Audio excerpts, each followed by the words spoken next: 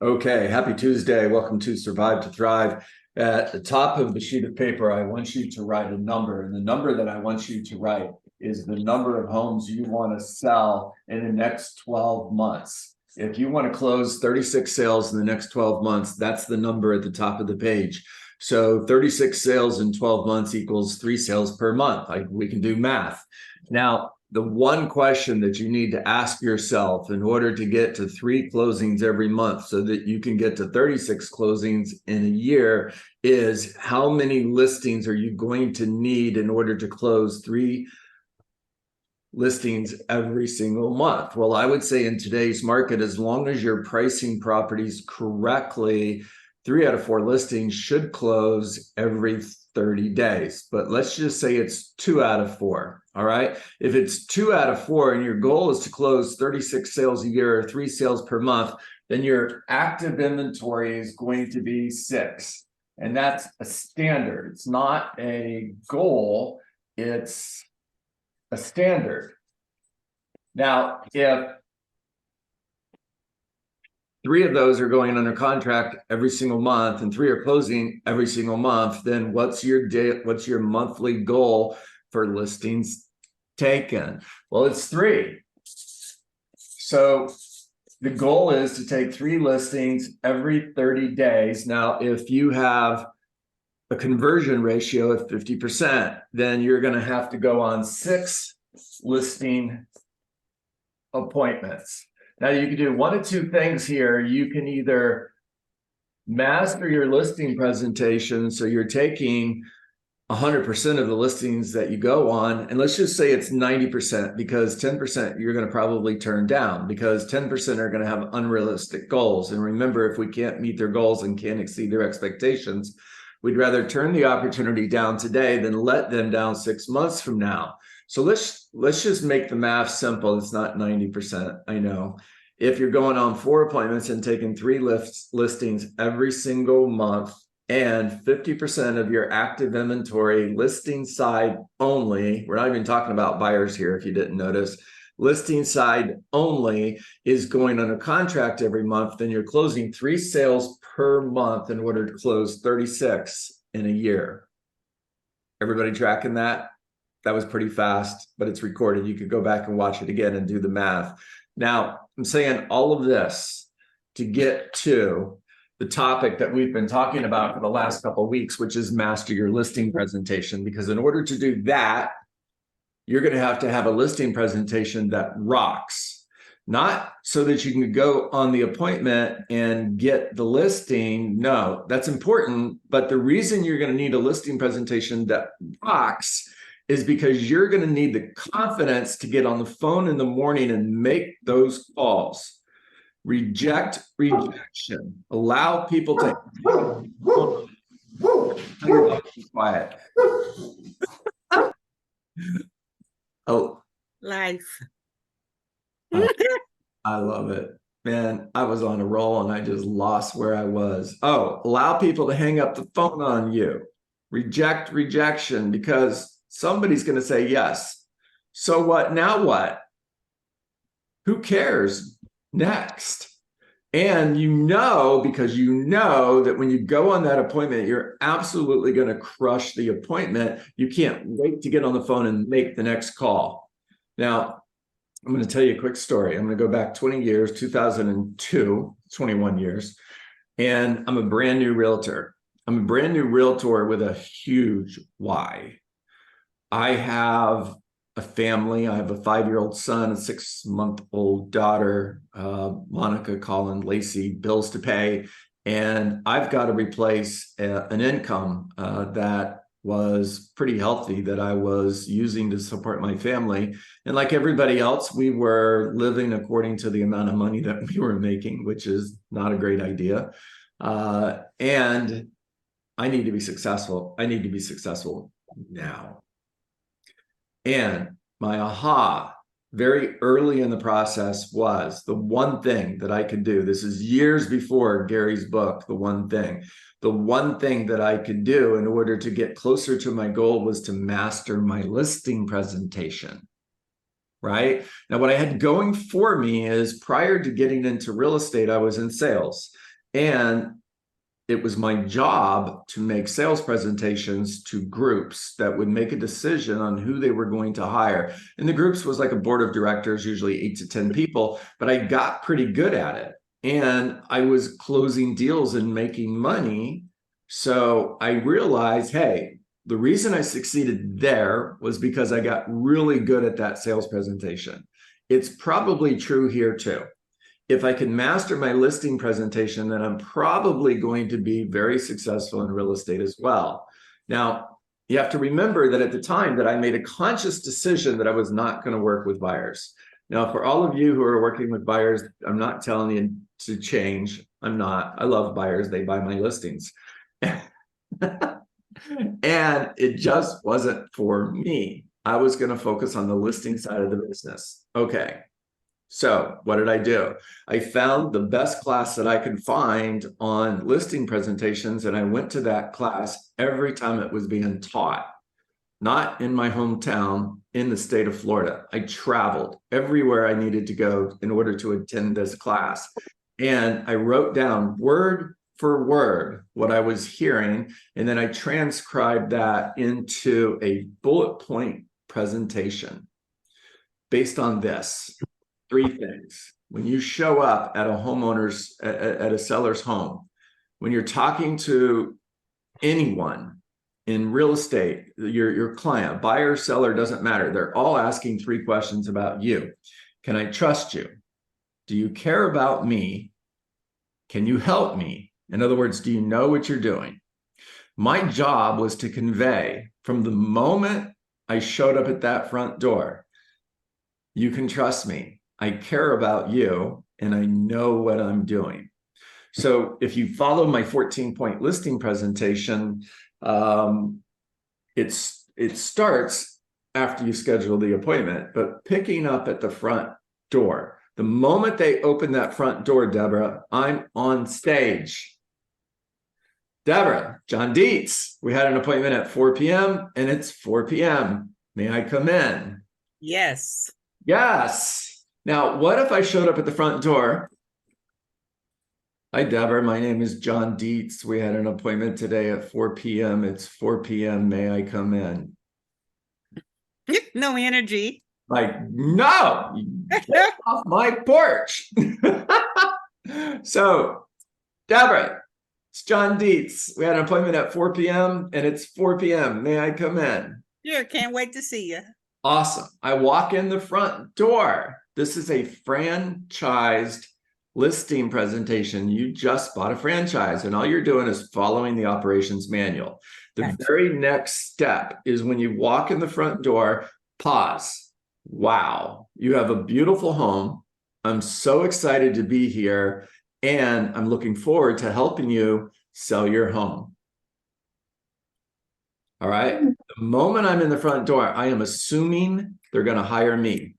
All right. Now, Deborah, would you like me to take my shoes off? Certainly. All right. Be different. All right. Remember, most real estate agents aren't doing this. Now, Deborah, what I would love to do is I want you to take me on a tour of the home. However, before we do that, can I set my things down at the kitchen table? All right. I'm going to hit Can mute. we do it at the dining room table? What? Oh, Deborah's going to try to throw me off. Deborah, don't do that. But yes, if they say dining room table, say yes. Don't talk them out of that. If they say, can we do this outside? Heck no, it's 95 degrees. But yes, dining room table is fine. Now, as you're touring the home, I want you to carry a notebook and a pen. I want you to take lots of notes. I want you to ask questions. Ask questions that a buyer would ask. You're demonstrating what? You're demonstrating, by the way, I muted all because of background noise. If anybody wants to talk, just take yourself off mute and talk to me, please. You're asking questions that a buyer would ask. You're demonstrating, I care about you. You can trust me. I know what I'm doing and I can help you. You're demonstrating that you're there for them, that this whole meeting, this whole reason we're getting together is about them. It's not about you getting a commission check. It's about serving your client. And you can't do that if you don't ask questions, take notes, demonstrate that you care and that they can trust you. Now, be enthusiastic about their home. Wow, Deborah, I love your kitchen. Holy cow. Granite countertops, maple cabinets, stainless steel appliances, travertine floors. This is beautiful. It looks like it was just updated. When did you update your kitchen? Asking questions. Why is that important? Because I'm going to use this information to sell Deborah's home. All right, now we've finished the tour. We're sitting at the kitchen table and we're going to begin the conversation. Gratitude. Valerie, thank you for meeting with me today. It is always an honor and a privilege to meet with someone and discuss the possibility of the Dietz team representing them in the sale of their home. Now, I'd like to start by sharing my mission statement with you today, if that's okay. Charlene, my mission is to meet your goals and exceed your expectations. All right, right now, you're different. You're absolutely different. What are most real estate agents focused on when they go on listing appointments? Get the listing, sell the house, get a check. Get the listing, sell the house, get a check. Actually, some don't even care about sell the house and get a check. Get the listing, put a sign in the front yard, get buyer calls, go out and show those buyers homes and get a check. But you are different. You care about them. They can trust you. Now, Charlene, because of that mission statement, whenever I meet with a potential seller, one of three things typically happens. And one of those three things will happen today, Nathan. Either, number one, they appreciate and understand the benefits that I have to offer and they hire me, which is awesome. Or they may not hire me, and quite honestly, that's not so awesome. And the third thing that occasionally happens is I may choose to turn the opportunity down. Now, you may be wondering why I would choose to turn the opportunity down. I think you're going to really like the answer, Gina. You see, if I feel that a seller has a goal or expectation that cannot be met or exceeded, I would rather turn the opportunity down today than let you down 6 months from now. Does that make sense? You're going to get a big yes. You're going to hear, I like that. Now, transitioning to the next step, which is the needs analysis. So, Levi, in order for me to know if I can meet your goals and exceed your expectations, I just need to ask you a couple questions. On a scale of 1 to 10, with 1 being not so great and 10 being awesome, what needs to happen in the sale of your home for you to consider the experience a 10? Sell it quickly for the asking price. Okay, so let's take those as two different goals, right? Levi, let's start with sell it quickly. Tell me, what does that look like to you? I need to be out of here in 30 days. Okay, need to be out of here in 30 days. I'm repeating because I'm writing this down. I'm also repeating to demonstrate to Levi that I'm listening because I care, because he can trust me, because I'm here for him, not to get a commission check. Levi, tell me what getting out of here. And I'm also going to use his words. It's called mirroring, okay? I'm going to use his words. Tell me what getting out of here in 30 days does for you. Well, I need to move for a job. Got it. Really good. So where are you moving to, just out of curiosity, Levi? Carolina, North Carolina. Got it. Okay, so get your home sold quickly within 30 days in order to be in Carolina to start your new job. Got it.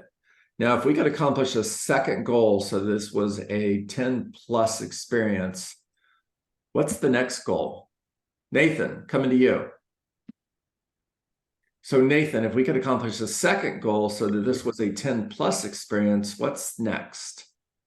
I need to net 500,000, John. You need to net $500,000. Got it. What does that do for you, Nathan? That actually allows me to retire. Got it. Okay. So net $500,000 allows you to retire. Yes. Did I hear you correctly? Yes. Cool. If we could accomplish a third goal, Gina, so this was a 10 plus experience, what's the next goal? Communication. I want to know what the people are saying about my house. Communication. Can you give me an example of what you're looking for? I would like you to call me regularly with information Okay. And tell me why that's important to you. because I want to know what's going on so I don't feel left out of this whole process. Okay. I got it. Perfect. So, Matt, next step, guys, we're transitioning to prioritizing the needs. In other words, what's number 1, 2, and 3? Matt, if we could accomplish one of these goals and maybe barely miss the other 2, which one is number 1? Price, Okay. netting the Netting 500,000. 500,000. Yeah. Okay. So if we netted $500,000 on your home, however, it wasn't under contract within 30 days, and you were not able to move to Carolina in time to start your new job, that would still be a 10? I mean, it would be a 9.5. No, it would be, yes. My ultimate goal is to get to 500,000. So if I can get that goal, then I can really, I really want to focus on that. That's my Yeah. most important. Yeah. Okay. Now, guys, I could stop and have a conversation with him about this because all of us know that he's moving. He's going to Carolina to start a new job, right? We were listening to him because we care and because he can trust us, which means if his home was still on the market 60 days from now, where's Matt? Well, he's in Carolina at his new job. Where's his family? Well, they're back in Colorado in the house. And we know that really, more than likely, most of the time, getting that house sold under contract within 30 days is going to be more important than netting 500,000. What if the house is still not sold 90 days from now? He's in Carolina, his wife and kids are back in Colorado. What if it's 4 months from now? He's in Carolina and his wife and kids are back in Colorado. Do you think his goals might change? I do. And part of the reason we're doing what we're doing is because prior to having this conversation, most homeowners think their goal is to sell their home for the most amount of money in the least amount of time. That's as deep as they go. And the real motivation here in this conversation, I used different examples, but it was still one person. The goals were get my home under contract within 30 days so that I can move to the Carolinas in order to start a new job. Net 500,000. Now we're not going to add because I want to retire because those two things don't match. So net $500,000 and great communication. And we know based on the fact that moving to Carolina in order to start a new job, the house has to be under contract within 30 days. If the house isn't under contract within 30 days, he's still moving. Now, one of two things are going to happen. He's either going to leave his family behind or they're going with him and now he's selling his house vacant.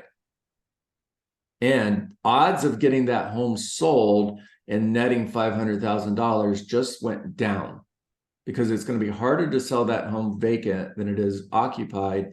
And it's going to be harder to sell that home for the most amount of money, which means making a decision based on netting $500,000 is going to cost him to not net $500,000. He would actually be better off pricing the property in order to sell in the next 30 days because he's going to accomplish both goals. He's going to have a contract within 30 days and he's going to sell his home for more money. And our job is to help people, not to tell and sell. We're having a consultation. Our job is to help our clients, our customers, the people we serve to self-discover the right goals in order to make the right decisions. Remember, people will never change their mind, but they will make a new decision based on new information. So one of the questions that I would ask Matt in this conversation would be, so if your home is still on the market 90 days from now, you are in the Carolinas at your new job, your home hasn't sold yet, and you're looking at a price reduction, and your home actually ends up selling for less than it would have in the first 30 days, and you lose $30,000 trying to make an extra $30,000, how would you feel about that? Now, why am I using the word feel? Because we make decisions with a part of our brain that controls feelings. And what's really interesting about this is you can't even put words to it. You can't even justify your decision. You just say things like, it just felt right. Why did you hire so-and-so? It just felt right.